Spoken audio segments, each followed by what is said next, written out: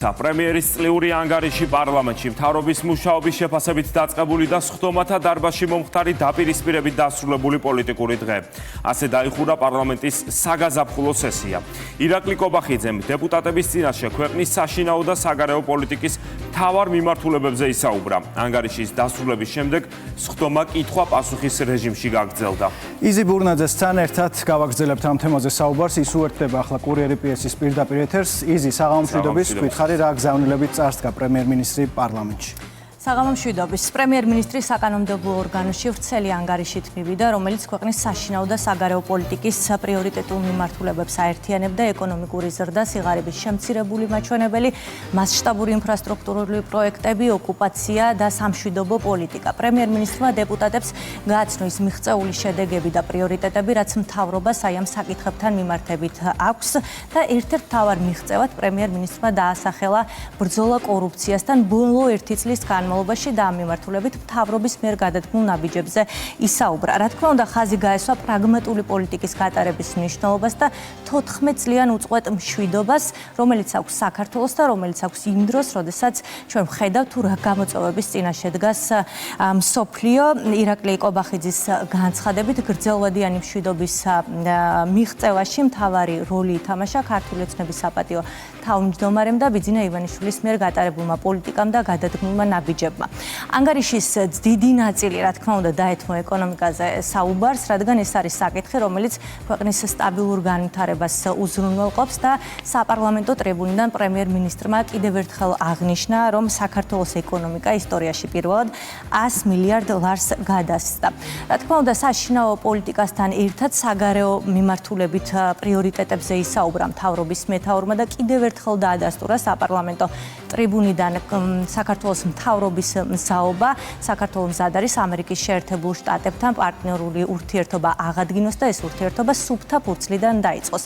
დაახლოებით 2 საათის განმავლობაში ისმენდნენ პრემიერის ანგარიშს დეპუტატები, რის შემდეგაც სესია უკვე კითხვა-პასუხის რეჟიმში გაგრძელდა.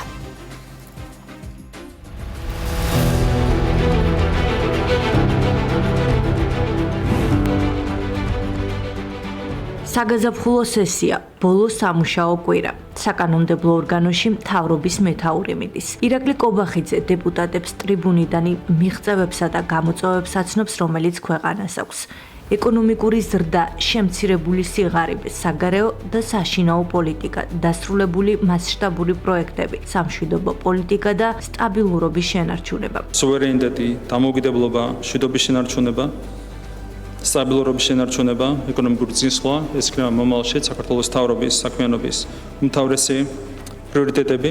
პრიორიტეტები დასახელებულია, მიზნები კი გაცხადებული, თუმცა როგორ მივიდა ქვეყანა სტაბილურობამდე. პრემიერ-მინისტრი საპარლამენტო ტრიბუნიდან მთავრობის მიერ გადადგმულ ნაბიჯებზე საუბრობს. შიდა პოლიტიკურ რყევებსა და ოპოზიციის ანტისახელმწიფოებრივ ქმედებებზე.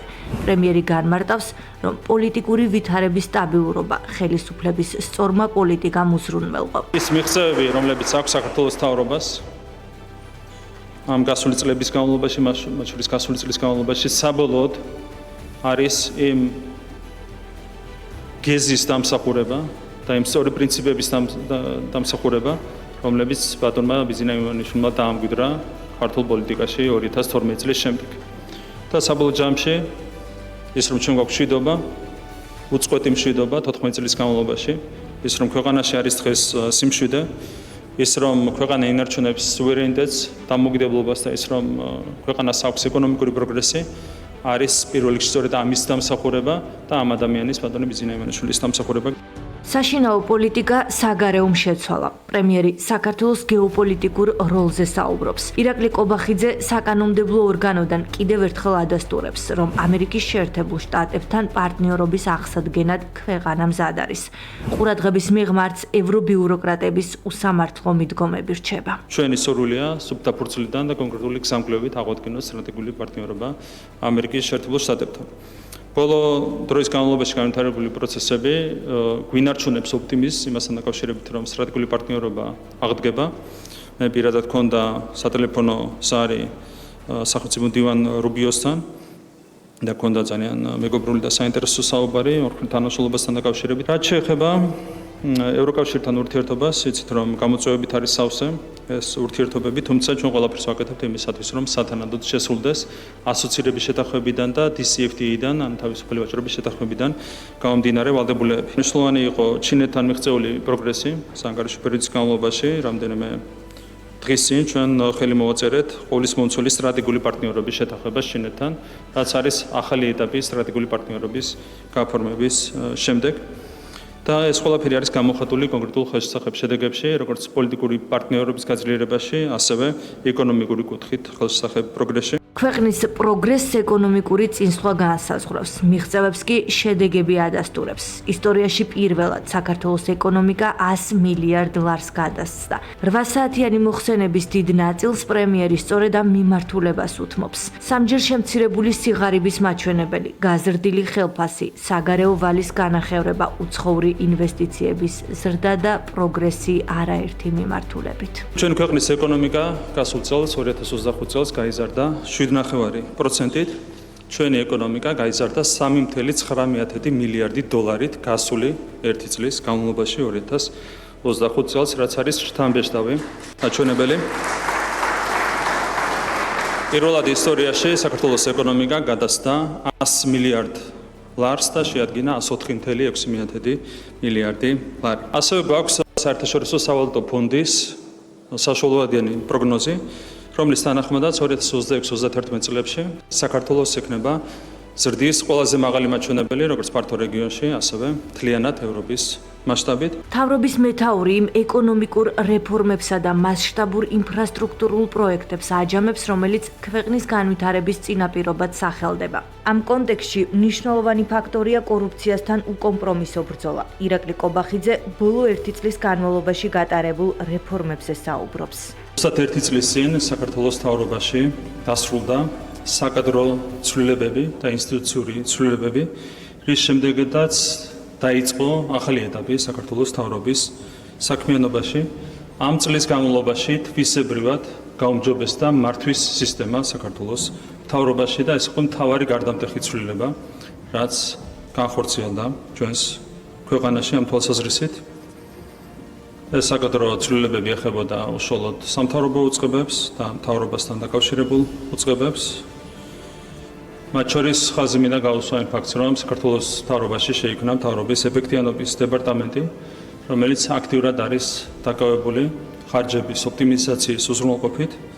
2025 წელს ამ დეპარტამენტის საქმიანობის შედეგად გადაიხედა 115 მილიონი ლარის ღირებულების სახელმწიფო პროგრამები და შესყიდვები, საიდანაც დაისურვა 67 მილიონ ლარზე. თქვენ როგორც მოგეხსენებათ, საქართველოს მთავრობა მუშაობს სრულად გამჭვირვალედ.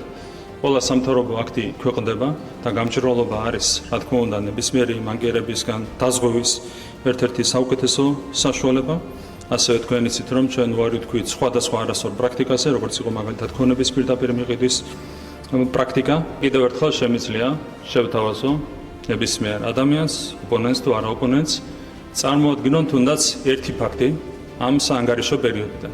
გასული წლის ივნისიდან კორუფციასთან დაკავშირებით თუ არის რაიმე ეჭვები და რა თქმა უნდა თითოეული ჩვენგანი ბოლომდე აგებთ პასუხს. 2 საათიან მოხსენებას 6 საათიანი კითხვა-პასუხი ცვლის. რამდენიმე საკითხი ურთიერთბრალდებების საბაბიც ხდება, მათ შორის ანექსიის თემა, რითიც გახარია საპარლამენტო გუნდი ინტერესდება. პრემიერი ოპონენტებს მათი ლიდერის ქმედებებს ახსენებს და აცხადებს, რომ გიორგი გახარიამ ქვეყანას ტერიტორიები დააკარგინა. იქნებ განმარტოთ ზოგადად როგორ უყურებთ ამ ანექსიურ პროცესს და რა ასაპირებთ იმისთვის, რომ ეს ამ პროცესს სათანადო პოლიტიკური და სამართლებრივი შეფასება მისცეთ. ეთანხმებით თუ არა, ხო რა თქმა უნდა ეს ისევ კონფლიქტს უკავშირდება იმ გავრცელებულ მოსაზრებას, რომ საქართველოს და ქართულ ხალხს ვინმეს მიმართ აქვს ბოდიში მოსახდელი. შეეხება ჩვენს პრაგმატულ პოლიტიკას. ეს პოლიტიკა პრაგმატულიც არის და პრინციპულიც ერთდროულად. ეს წითელი ხაზები პირველ რიგში დაკავშირებულია, რა თქმა უნდა, ოკუპაციის საკითხთან. რეალურად პირველი ხელისუფლება ვართ 90-იან წლების შემდეგ, რომლის პირობებშიც არის უწყვეტი მშვიდობა, არ მომხდარა უცხო ძალის ტერიტორიული წარმომადგენლობის გაფართოება ჩვენს ქვეყანაში და შეჩერდა ეკონომიკური ინტერვენციაც. ეს არის ჩვენი პრაგმატული და პრინციპული პოლიტიკის შედეგი. რაც შეეხება ბოდიშის თემას, ეს ომი არ დაუწყია საქართველოს და ქართულ ხალხს. ეს ომი დაიწყო სააკაშვილის რეჟიმმა. რა თქმა უნდა, გარკვეული ფორმით შეიძლება თითოეული ჩვენგანი ვიყოთ პასუხისმგებელი იმაზე, რომ 9 წლის განმავლობაში აგენტურა მართავდა ამ ქვეყანას, ვერ შევძელით სათანადოდ დავპირისპირებოდით აგენტურას, მოღალატეებს, ვიდრე ბატონი ბიზნიამენიშვილი არ შემოვიდა პოლიტიკაში, რომელიც შემოვიდა პოლიტიკაში და ერთ წელიწადში მოღალატეები და აგენტურა გაისტუმრა სახლში. გიორგი გახარიას გუნდი ისევ აქტიურობს და 20 ივნისის თემასაც ააქტიურებს. როგორ იმოქმედა გახარიამ და რა მოხდა 20 ივნისს? პრემიერი ოპოზიციას ფაქტებს ახსენებს. მაშინ იყო შტურმი პარლამენტის შენობაზე. ზუსტად იდენტური შტურმი იყო 4 შემთხვევაში. არც ერთამ შემთხვევაში საჭირო არ გამხდარა ბენზინის ტყვეების გამოყენება თან იმ ფორმით, რომ თვალები დაეკარგათ ადამიანებს. ეს ყველაფერი არის თქვენი თავმჯდომარის სირცხვილი და მთლიანად თქვენი პარტიის სირცხვილი. თქვენ ამტკიცებთ, რომ თვალები კი არ დათხრა, უთავმოყარეო თავმჯდომარე ყავსო და შეინახეთ თქვენთან უთავმოყარეო თავმჯდომარე. ამ ადამიანების ზედამთვარე ამოდის ერთ ადამიანზე გერმანიაში სამარცხვინოდ გაქცეულ ყოფილ თანამდებობის პირზე, რომელმაც საკუთარ ცხენს გაასრო საქართველოდან. ალბათონი ვიკა ფილფანი, პირველი ახსენა ბატონი გავრილოვი, რომელიც მე და თქვენმა თავმჯდომარემ ერთად შემოვიყვანეთ საქართველოში. ეს შემიძლია გითხრათ. მაშინ ბატონი გახარია იყო შინაგან საქმეთა მინისტრი და შეგიძლიათ მარტივად ტექნიკურად გადაამოწმოთ შინაგან საქმეთა მინისტრის თანხმობის გარეშე არის თუ არა საქართველოში შეაძლებელი რომელიმე რუსი დეპუტატის შემოსვლა. მიზეზი რატომაც გადაწყდა გავრილოვის შემოსვლა საქართველოში ბატონ გახარიასთან ერთად იყო ის, რომ მას არ ქონდა დარღვეული კანონი ოკუპაციის შესახებ. კითხვები არ ქონდა გერა, თვითონ შემოუშვა, თვითონ გამოატარა საზღვარზე. ოპოზიციას კომპეტენციას მმართველი გუნდი უწუნებს. ქართული ოცნება სამომავლო გეგმებით ინტერესდება იმ მასშტაბური პროექტებით, რომელიც უკვე დასრულდა და რომლის განხორციელებაც ახლა მიმდინარეობს. გეგმები ძალიან ამბიციურია. ჩვენ გვაქვს კომპლექსური ხედვა და კომპლექსური გეგმა, რაც ითვალისწინებს მათ შორის ინფრასტრუქტურის განვითარებას. ეს არის საგზაო ინფრასტრუქტურა და როგორც დღეს უკვე მოგახსენეთ, რეალურად 2031 წლისთვის თითქმის მთლიანად იქნება დასრულებული ჩქაროსნული ავტომაგისტრალების მშენებლობა მთელი ქვეყნის მასშტაბით. ჩვენი გეგმა ანაკლიის სპორტის მშენებლობა, რასაც ასევე პრინციპული მნიშვნელობა აქვს, ბუნებრივია, სატრანზიტო ფუნქციის განვითარებისთვის, ასევე ჩვენი საავიაციო ინფრასტრუქტურის განვითარება. მთავრობის მეთაურმა კანონმდებლებს 2025 წლისა და 2026 წლის პირველი ნახევრის ანგარიში წარუდგინა. მე-11 მოწვევის პარლამენტის საგაზაფხულო სესია კი საქართველოს სახელმწიფო ჰიმნით დაიხურა.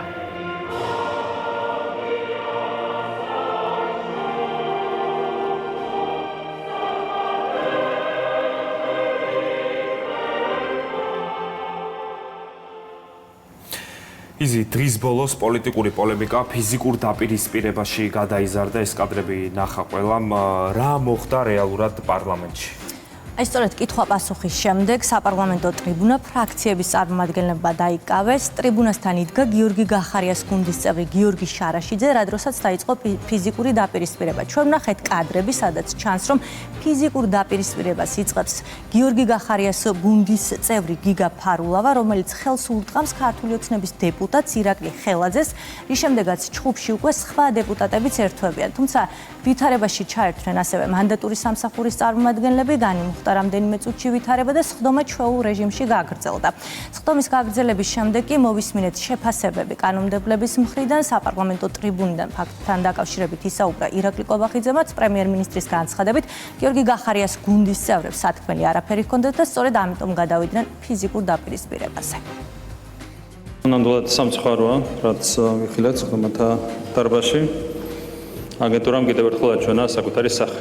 როდესაც შეხედეს, რომ სათქმელი არაფერი ჰქონდათ, გადავიდნენ უზრდელობაზე, შეურაცხყოფაზე, გადავიდნენ ფიზიკურ შეურაცხყოფაზე. ეს არის მათი სამარცხვინო სახე. თუმცა ქართულია რაიმე შეცვალო, გამომდინარე იქიდან, რომ როდესაც არ გაქვს არც განათლება, არც ინტელექტი, არც კეთილსინდისიერება, არც პატრიოტიზმი, რთულია სხვანაირად იმოქმედება. საკანონმდებლო ორგანოში მომხდარი დაპირისპირების გამო საზოგადოებას ბოდიში მოუხადეს ქართული ოცნების დეპუტატებმა არჩილ გორდულაძემ და ლევან მაჭავარიანმა. მათი განცხადებით მომხდარი იყო უსიამოვნო ფაქტი, თუმცა როგორც ამბობენ, წითელი ხაზების გადაკვეთის შემდეგ თავის შეკავება აღმოჩნდა რთული, რადგან მათივე თქმით ოპოზიციამ მიზანმიმართულად გაამწვავა ვითარება. მოკლედ ვნახეთ დაპირისპირება, მოვისმინეთ ბოდიში საზოგადოების მიმართ ქართული ოცნების დეპუტატების მხრიდან და რა თქმა უნდა მოვისმინეთ პრემიერ-მინისტრის ანგარიში, რაც იმას ნიშნავს, რომ მე-11 მოწვევის პარლამენტმა საგაზაფხულო სესია სწორედ აი ამ მოსმენის შემდეგ დახურა. მადლობა, ეს იზი ბურნაძე იყო.